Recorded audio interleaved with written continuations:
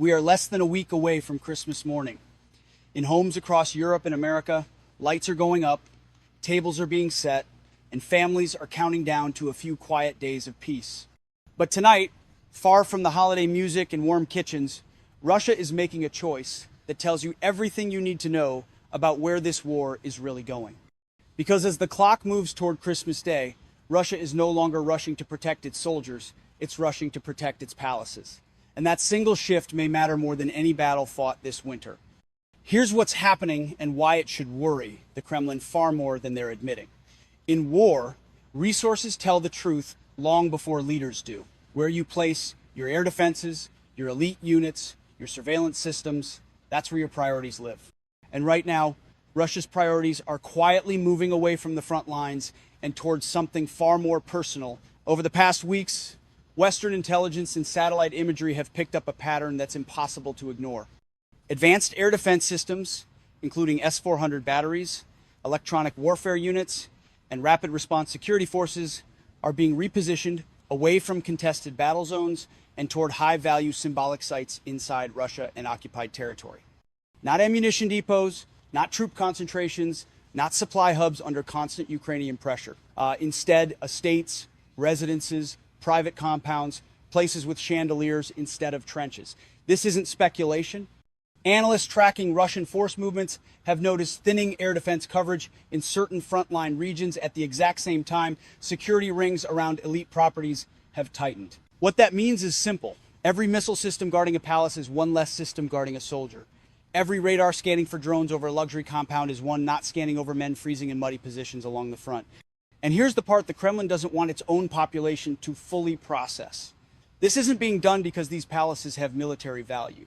It's being done because they have psychological value, personal value. For years, Putin's system was built on a very clear message. The state is strong, the leader is untouchable. The army exists to protect Russia and by extension the man who embodies it, but wars have a way of stripping narratives down to their core. And right now the core reality looks like this.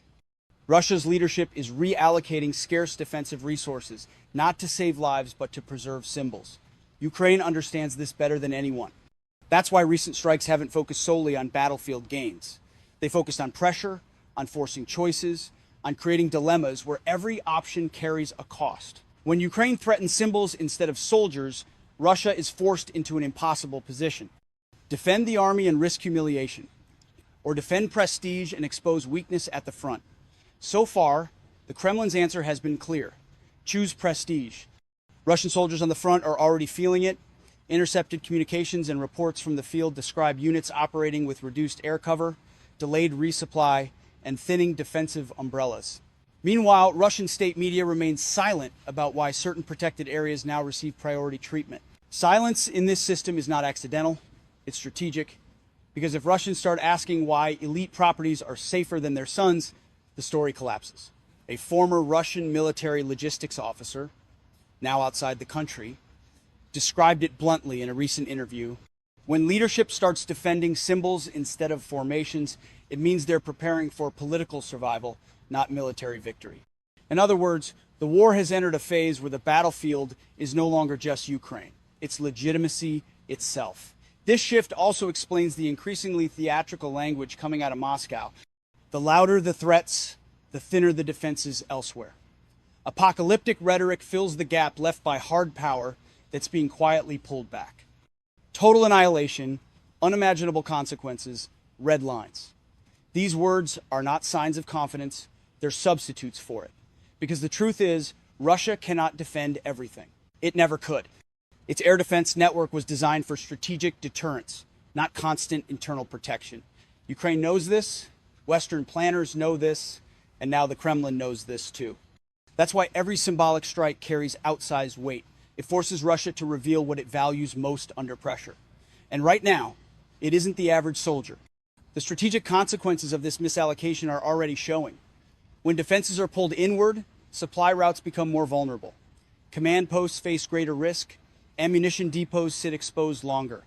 Over time, this doesn't just weaken military capability. It accelerates exhaustion. Units operate knowing they are less protected than places they will never see. That knowledge erodes morale faster than any propaganda video can repair. Ukraine doesn't need to destroy every system to win this phase of the war. It only needs to keep forcing these choices. Protect the palace or protect the platoon. Shield the symbol or shield the soldier. Every time Russia chooses wrong, the cost compounds. And here's where Christmas matters more than it seems. Holidays amplify contrast. While families gather and lights glow, images of luxury compounds guarded by layers of defense stand in stark opposition to stories of unpaid troops, inadequate equipment, and frozen positions. The emotional gap widens. Symbols that once inspired fear begin to inspire resentment. That's why this moment is so dangerous for the Kremlin. Not because of a single strike, but because of what the pattern reveals. The war is exposing priorities. And once priorities are exposed, they can't be hidden again. This is no longer just a military miscalculation, it's a political one. A system built on strength cannot afford to be seen choosing comfort over sacrifice. Yet, that is exactly what's happening in real time. And the more Ukraine pressures symbols instead of soldiers, the more Russia is forced to admit through its actions where its true loyalties lie. We are approaching a point where defending palaces instead of people stops being a quiet adjustment and starts becoming an unmistakable message. A message Russian soldiers are already receiving, a message Russian families are beginning to understand, and a message that once fully absorbed is almost impossible to reverse. And once that message takes hold, it doesn't fade, it spreads. Because wars aren't only decided by territory gained or lost, they're decided by belief, by whether the people fighting still believe the system they're bleeding for is worth defending. And right now, belief is the one resource Russia is burning faster than ammunition. Inside the Russian military, this shift is being felt in ways official briefings will never acknowledge. Soldiers notice when promised air cover doesn't arrive. They notice when drones linger longer overhead. They notice when defenses that once protected their positions are suddenly gone. And they talk. They talk to each other. They talk to their families. They talk in intercepted calls that quietly leak out and paint a picture far more damaging than any battlefield defeat. In those conversations, a pattern keeps emerging. Confusion first, then anger, and finally a kind of cold clarity. The realization that the system they were told was unbreakable is making choices that leave them exposed. That realization is corrosive. Once it sets in, no amount of patriotic messaging can fully undo it. Meanwhile, the Kremlin is trapped by its own architecture. Authoritarian systems centralize power, but they also centralize fear. When the leader becomes the symbol of the state, protecting the leader's world becomes synonymous with protecting the state itself. That logic may preserve control in peacetime. In wartime, it becomes a liability because symbols multiply faster than defenses. Ukraine's strategy exploits that flaw with precision. By forcing Russia to defend things that don't fight back, Ukraine drains resources without firing a single shot at the front. It stretches air defenses thin. It forces redeployments.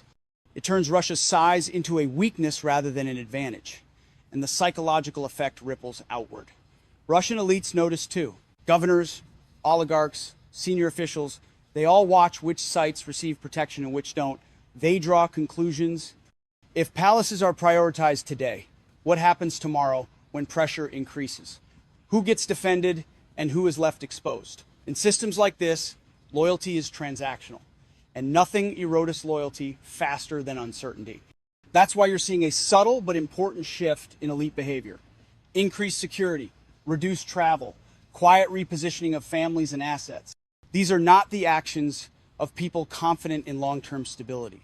They are hedges against an unpredictable future. And when elites start hedging, regimes weaken from the inside. The Kremlin understands this danger, even if it can't publicly admit it. That's why the rhetoric keeps escalating, why statements grow more apocalyptic, why threats stretch further beyond reality. Language becomes a substitute for control. But language only works for so long. Eventually, reality intrudes. And reality right now looks like this. Russia is fighting a grinding war while simultaneously trying to shield symbols of wealth and power from a determined adversary that has learned exactly where pressure hurts most. This dual mission is unsustainable. No military doctrine supports it. No economy can fund it indefinitely.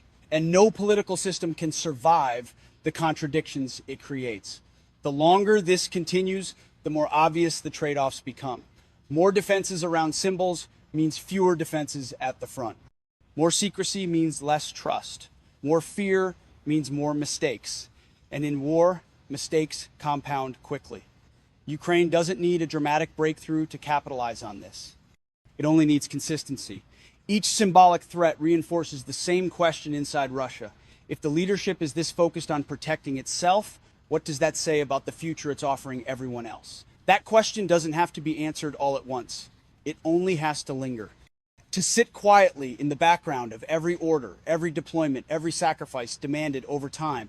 It changes behavior. It slows responses. It weakens cohesion. It makes people hesitate at moments when hesitation is fatal. This is why defending palaces instead of soldiers matters so much, not because of what it looks like on a map, but because of what it does to the invisible structures holding the system together: trust, loyalty, fear. Once those start to erode, no amount of force can fully restore them. As Christmas approaches, that contrast becomes sharper. Warm homes versus cold trenches, protected estates versus exposed positions, public reassurances versus private reality. These are not images that inspire unity. They are images that provoke questions. And questions are dangerous in systems built on unquestioned authority. The Kremlin may try to ride this out. It may hope time dulls the impact. It may believe that tightening control will compensate for growing cracks. But history suggests otherwise. When regimes start choosing symbols over substance, it's usually because they sense something slipping away. Control of the narrative, control of perception, control of the future. Ukraine has figured out how to accelerate that process, not by overwhelming force, but by strategic pressure applied where it can't be easily absorbed, by forcing Russia to reveal its priorities again and again, and every time it does, the answer becomes clear.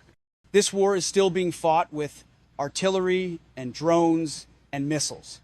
But beneath that, another war is unfolding, a quieter one, a war over legitimacy, over belief, over whether the sacrifices being demanded still make sense to the people making them. And in that war, defending palaces instead of soldiers isn't just a mistake, it's a confession that the system is no longer confident it can protect everyone. A confession that preserving power has taken precedence over preserving lives. And once that confession is understood, it can't be unheard. That's why this matters. Not tomorrow, not next week, but in the slow, irreversible way that wars are truly decided